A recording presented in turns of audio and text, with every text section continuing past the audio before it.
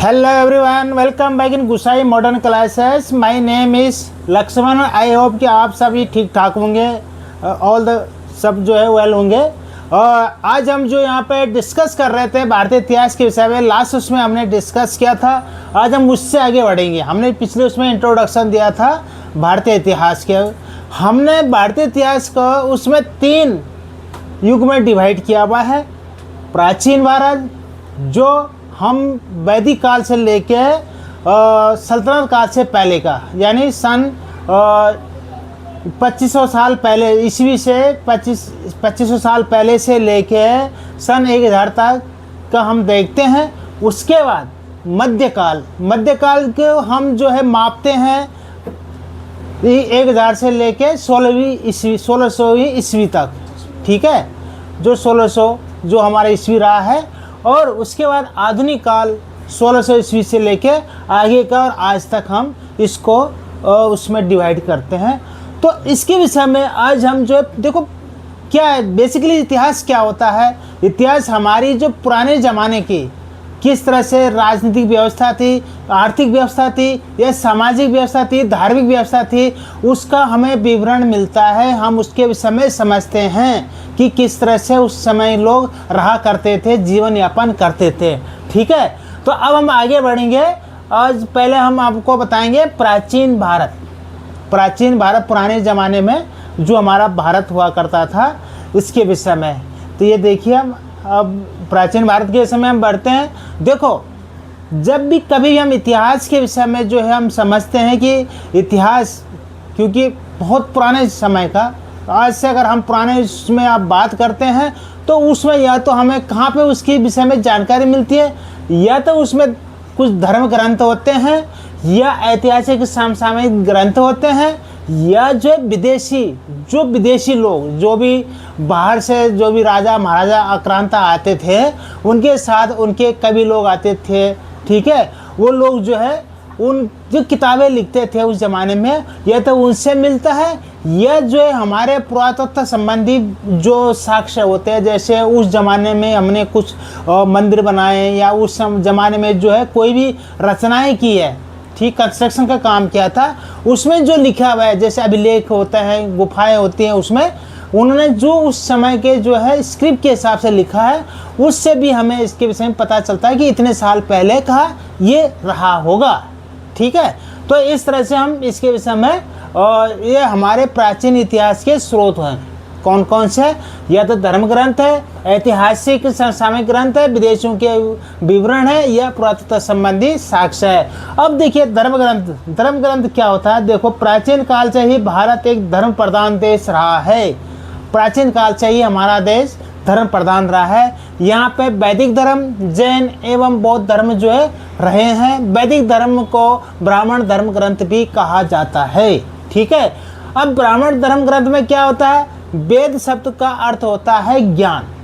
देखो, वेद का अर्थ होता है ज्ञान, महत ज्ञान, अर्थात पवित्र एवं आध्यात्मिक ज्ञान है। यह संस्कृत के विद धातु से बना है, जिसका अर्थ है जानना। वेदों के संकलनकर्ता कौन थे, जिन्होंने उनको इकट्ठा किया था? वो है कृष्णद्वैपायन वेदव्यास। उनको माना गया है, कृष्णद्वैपायन वेदव्यास को, जो वेद है उनके संकलनकर्ता के रूप में हम उनको जानते हैं। वेदों से ही हमें आर्यों के विषय में प्रारंभिक जानकारी मिलती है। वेदों में जो है आर्यों के विषय में बताया गया है कि आर्य कौन थे, कहाँ से आए थे, उनके विषय में जो जानकारी मिलती है।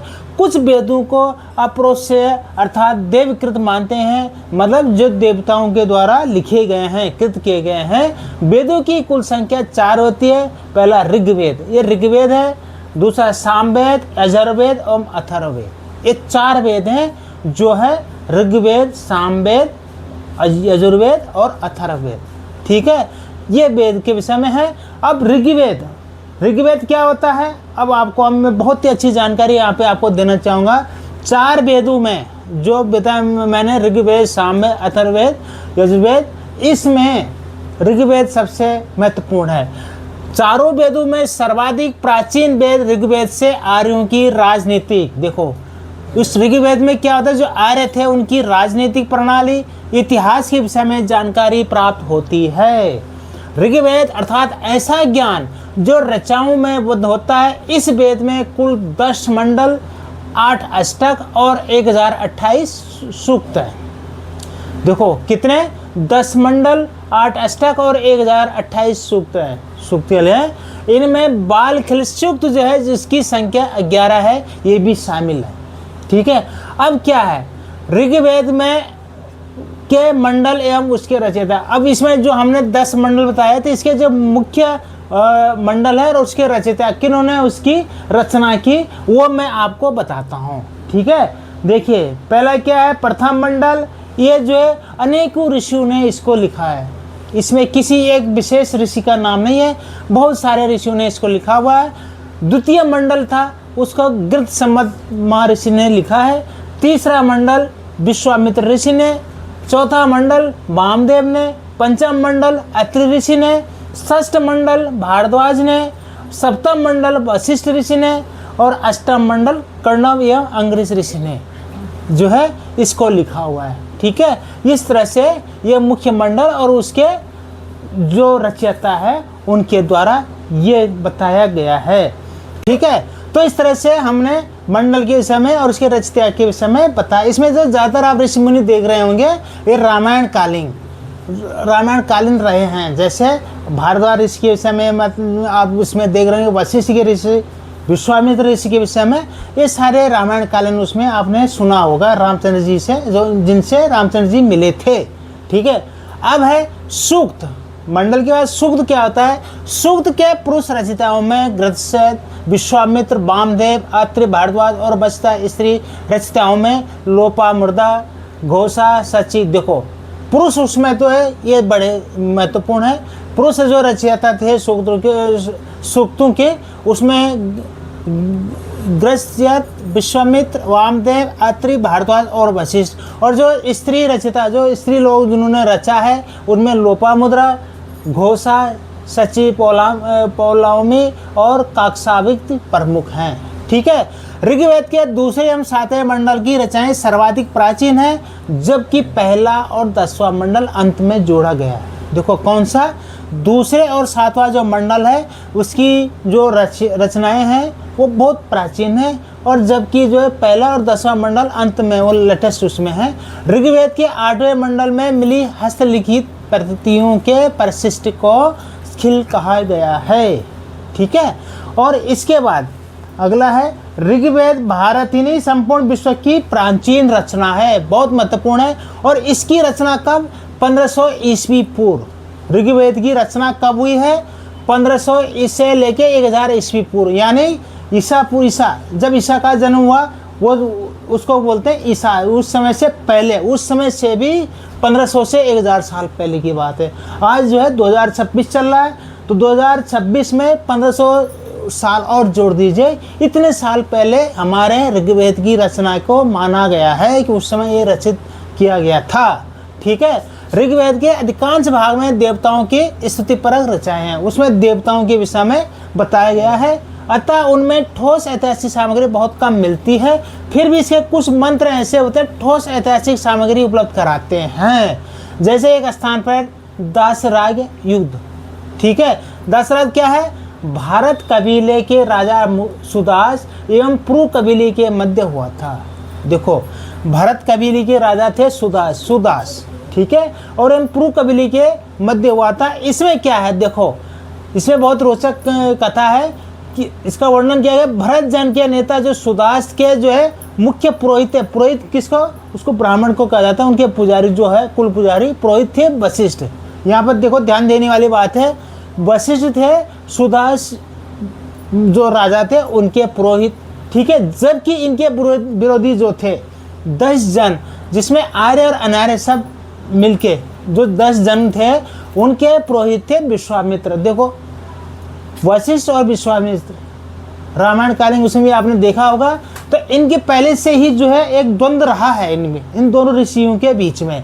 लेकिन इसके पुरोहित थे विश्वामित्र। भरत जय का राजवंश तीर्थसु मालूम पड़ता है, जिसके प्रतिनिधि दिवदास एवं सुदास थे। भरत जन के नेता सुदास ने रावी जो पुराने ज़माने में प्रश्नी नदी जिसको हम बोलते थे, उस नदी के तट पर 10 राजाओं के संघ को पराजित कर अद्वैतिक भारत के चक्रवर्ती सम्राट के पद पर अधिष्ठित हुए थे। ठीक है, उन्होंने जो है 10 राजाओं को जो हराया था, आर्य सब मिलके इनको हरा के ये चक्रवर्ती सम्राट के रूप में अधिष्ठित हुए थे। ऋग्वेद में यदु, यरहु, तुर्वस, पुरु और अनु 5 जनों का वर्णन मिलता है। 5 ये यदु, यहु, तुर्वस, पुरु और अनु। ठीक है, अब ऋग्वेद के मंत्रों के विषय में बताता हूँ। उच्चारण यज्ञों के अवसर पर होत ऋषियों द्वारा किया जाता था। ऋग्वेद की अनेक संहिताओं में संप्रतिसर्कर संहिता भी उपलब्ध है। संहिता का अर्थ होता है संकलन। ऋग्वेद की 5 शाखाएं कौन से? शाकल, वाकल, अश्लायन, संखायन तथा मांडुक्य, ये 5 शाखाएं हैं। ऋग्वेद के कुल मंत्रों की संख्या कितनी है? 10,600। 10,600 जो है इसमें मंत्र लिखे गए हैं ऋग्वेद में। बाद में जोड़े गए दशम मंडल में सर्वप्रथम शूद्र का उल्लेख मिलता है, जिसे पुरुष सूक्त के नाम से जाना जाता है। इसी सूक्त से दर्शन की अद्वैत धारा का प्रतिष्ठान का भी आभास होता है। ठीक है, देखो धारा अद्वैती, इसका भी बाद में हम बताएंगे इसके डिटेल इसके विषय में। अब दूसरा है सामवेद। सामवेद क्या होता है? साम का अर्थ होता है गान, जिसमें गाना। सामवेद में संकलित मंत्रों को देवताओं की स्तुति के समय गाया जाता था। सामवेद में कुल 1549 रचनाएं हैं, जिसमें 75 क्या है अतिरिक्त शेष ऋग्वेद से ली गई है। और इन रचनाओं का गान सोमयज्ञ के समय उद्गाता करते थे। सामवेद की 3 महत्वपूर्ण शाखाएं हैं। सामवेद में की 3 इसकी महत्वपूर्ण शाखाएं कौन सा? कीयो, जैमिनीय और रणायनीय। देवता विषय विवेचन की दृष्टि से सामवेद का प्रमुख देवता सविता, या जिसको हम सूर्य बोलते हैं, सविता या सूर्य, ये सामवेद का प्रमुख देवता। इंद्र, सोम का भी इसमें पर्याप्त वर्णन होता है। भारतीय संगीत के इतिहास के क्षेत्र में सामवेद का महत्वपूर्ण योगदान है। कौन से? संगीत के इतिहास के क्षेत्र में। अब तीसरा है यजुर्वेद।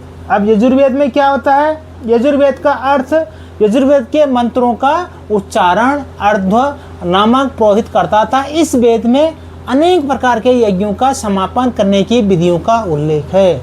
किसमें? यजुर्वेद में।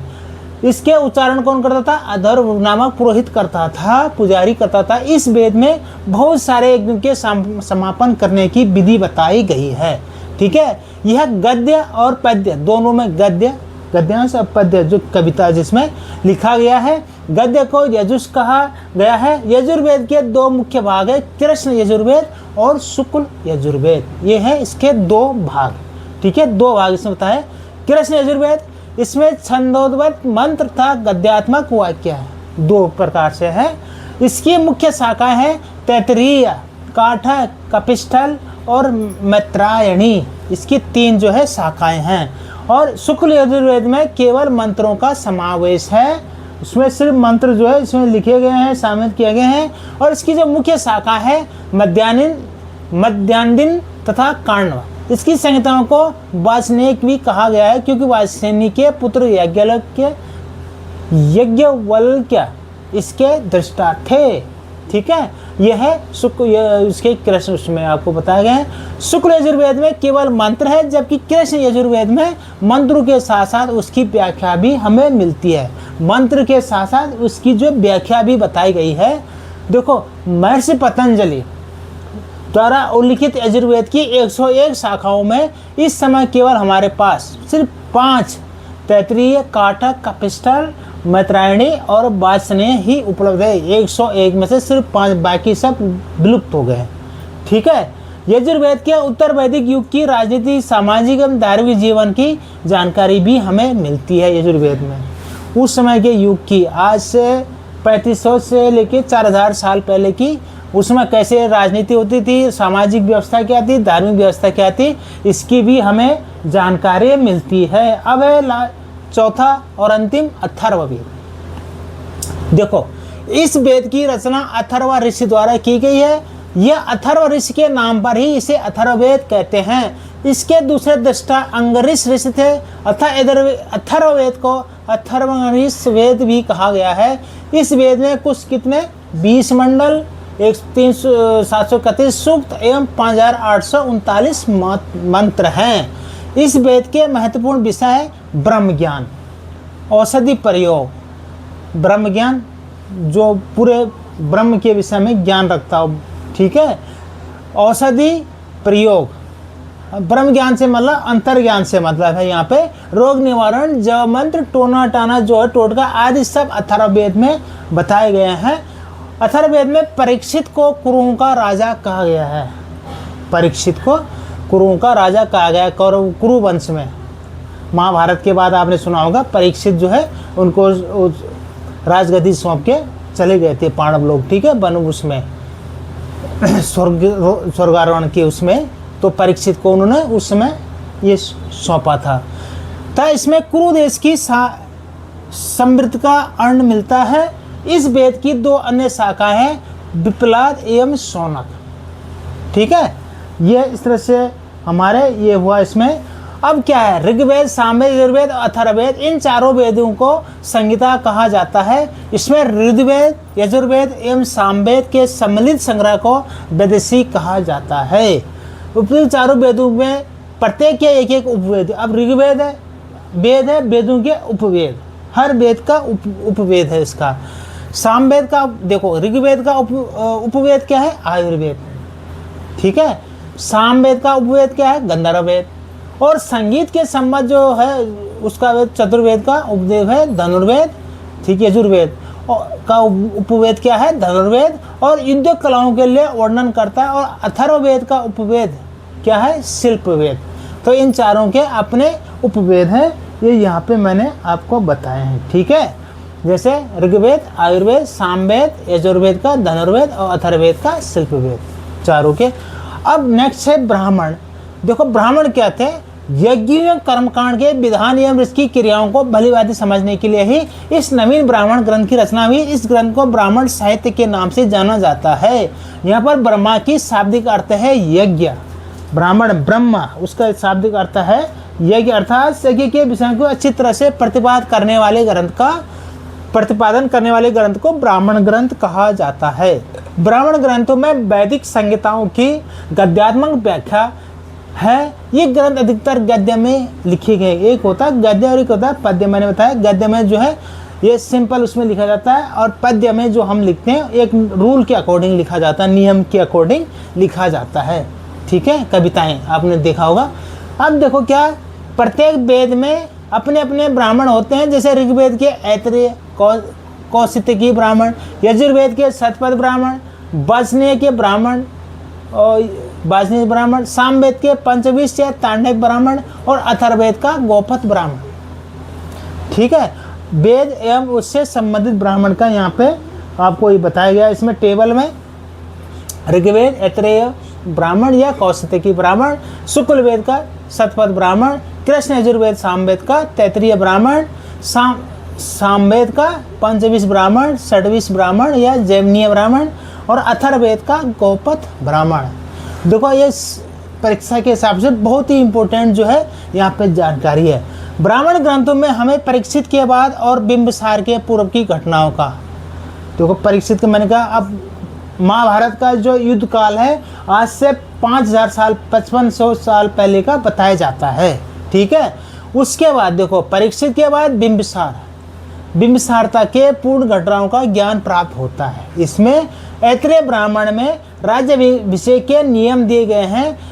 प्राचीन इतिहास के साधन के रूप में वैदिक साहित्य में ऋग्वेद के बाद जो है शतपथ ब्राह्मण, ठीक है, शतपथ ब्राह्मण का स्थान है। शतपथ ब्राह्मण में गंधार, शल्य, केके, ये जितने भी ये उस समय के राज्य थे और राजाओं का उल्लेख यहाँ पे हुआ गया। जैसे गंधार, शल्य, केके, कुरु, पंचाल, कौशल, विदेह आदि राजाओं का ये जितने भी ग्रंथ हैं, ठीक है, इन सब में इनका वर्णन मिलता है। हमारे धार्मिक ग्रंथों में इस उस समय के जन जीवन के विषय में बताया गया है। बहुत ही इम्पोर्टेंट जो यहाँ पे ये आपको बात बताई। अगला है आरण्यक।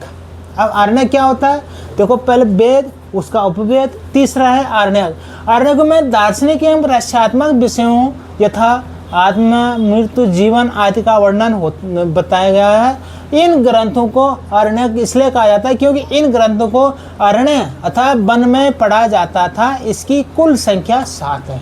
अरण्यक क्या मतलब? जो वन में पढ़ा जाता है, ठीक है। इसमें 7 इसकी संख्या है, जैसे ऐत्रेय आरण्यक, संख्यायन आरण्यक, तैत्तिरीय आरण्यक, मैत्रेयणी आरण्यक, मध्याह्निन ब्रह्मदारण्यक, तत्वकार आरण्यक तथा 7वां जैमिनी आरण्यक। 7 आरण्यक बताए गए हैं। अब वेद और उससे संबंधित ये आरण्यक यहाँ पे बताए गए हैं। जैसे ऋग्वेद का है ऐत्रेय या कौस्तिक, यजुर्वेद का बृहदारण्यक या मैत्रेयणी या तैत्तिरीय आरण्यक, सामवेद का से संबंधित कौन सा है? जैमिनीय या छंदोग्य आरण्यक। अथर्ववेद का से संबंधित कौन है? कोई भी आरण्यक नहीं है, ठीक है।